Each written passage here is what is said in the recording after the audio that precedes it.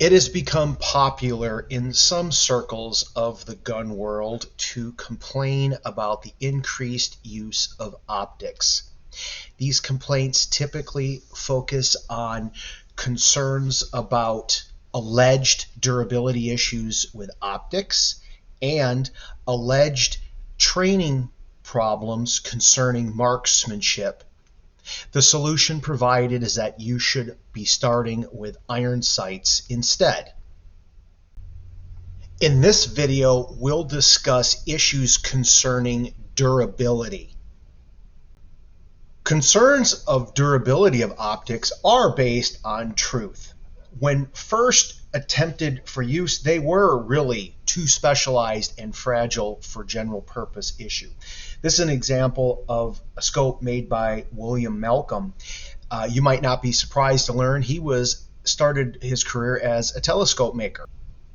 Optics like this were obviously too clumsy and too fragile for general use. They were only used in specialized roles such as sniping, not for general issue.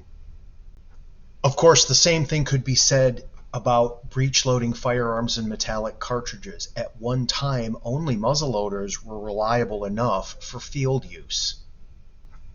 Perhaps a part of it is the fact that many kinds of optics were far too specialized, fragile, and just out there for general use. Iron sights really were the best thing going for a very long time. However, as technology improved, so did the ruggedness and durability of the optics. It has gotten to a point now where optics are actually as durable, if not more so, than iron sights and possibly even the rifles they're attached to. One component of this misconception is the idea that iron sights are uniquely durable while optics are uniquely fragile. That's just not the case.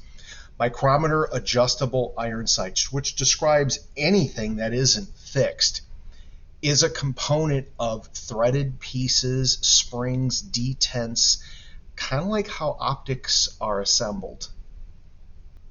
A slight bump to an iron sight can cause a misadjustment to the setting.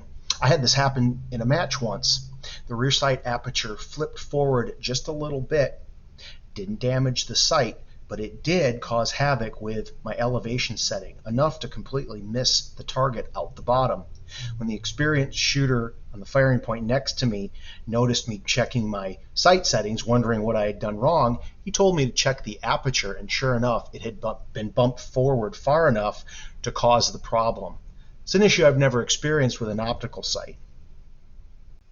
For some iron sights, the peep sight or the front sight itself are completely exposed with no protective ears.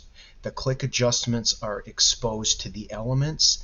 The rear sight, such as on this M1 or M14, if that gets dropped, there's nothing there to protect it. What about weather conditions like rain or fog? Well, turns out they can affect iron sights as well. I have competed in matches in rain where raindrops, if they hit the rear peep just right, water tension will keep that filled. In fact, in one particular match, it was common for shooters to have to blow out their rear peep sight to ensure it wasn't logged with water so they could actually see through the sight in order to use it. But what about batteries? Well, first point, not every optic takes a battery. Second point, even if they do, battery life on many models, particularly those that are military issue, is now measured in months. It's common for some armorers to just leave the optics on while in storage, and they swap out the AA battery once or twice a year and can depend on it working at any time. A AA battery is no bigger than a single cartridge, and it's cheaper. How many times can you use the cartridge? Oh, that's right, just once. The battery can last perhaps a year. Let's look at hard data. I'm the editor of American Gunsmith, and we published an article written by a Department of Defense small arms repair technician that works at a field maintenance shop. This particular armorer maintained weapons for over 5 brigades, more than 80 separate units, literally thousands of issue weapons.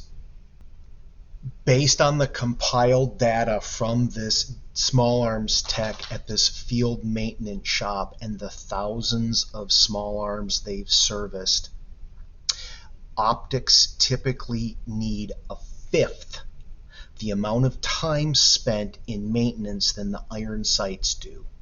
On a per unit basis, they take much less time to fix, and the repairs tend to be less costly. Quoting this armorer from the article, quote, "From only a maintenance perspective based on time, money, and equipment, I would much rather have optics mounted on these weapons. A soldier needs a primary sighting system, and if the iron sights go down, which based on what we have seen over time they are more likely to do, that weapon is now not fully mission capable."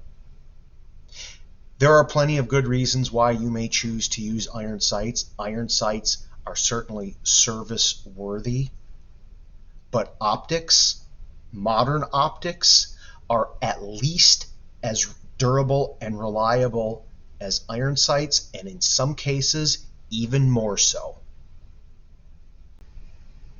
Thanks for watching. Please like, share, and subscribe.